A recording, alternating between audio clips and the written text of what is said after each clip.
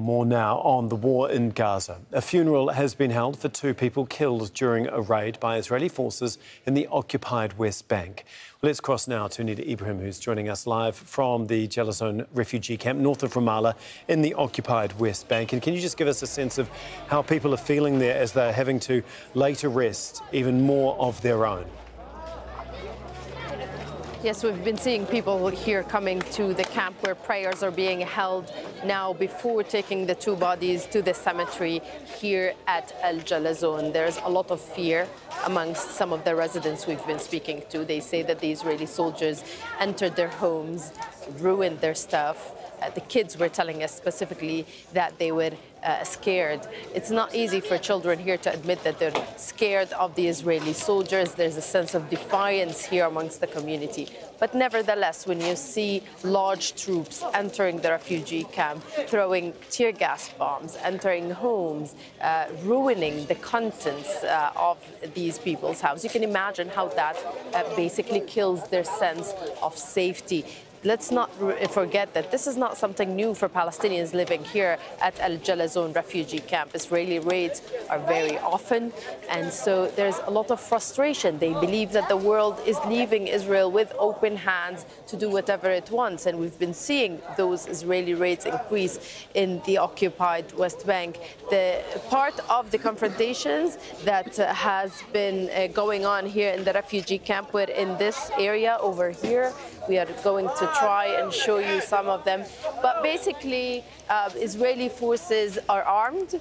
They have tear gas, they have live ammunition, rubber-coated steel bullets. But when you talk about the Palestinians, you're talking about people who are not armed and are often just basically fighting back with rocks towards the Israeli forces to kind of prevent them from invading the camp. There are so many narrow alleys, and women were telling us that they were scared that that the Israeli forces have entered during those alleys. And as well as that, we've been seeing many Palestinians go to the hospital to check on those who were wounded as a result of those confrontations. And Nida, given all of this tension, given the Israeli military escalating operations and intensifying the crackdown, is this threatening to spill over into, I guess, even more widespread violence?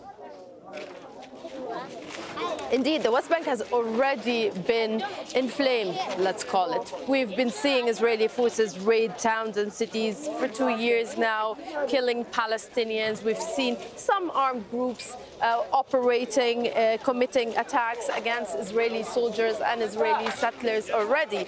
But since October the 7th, the tension has been much, much higher. We're talking about more than 1,000 Palestinians who have been detained by Israeli forces.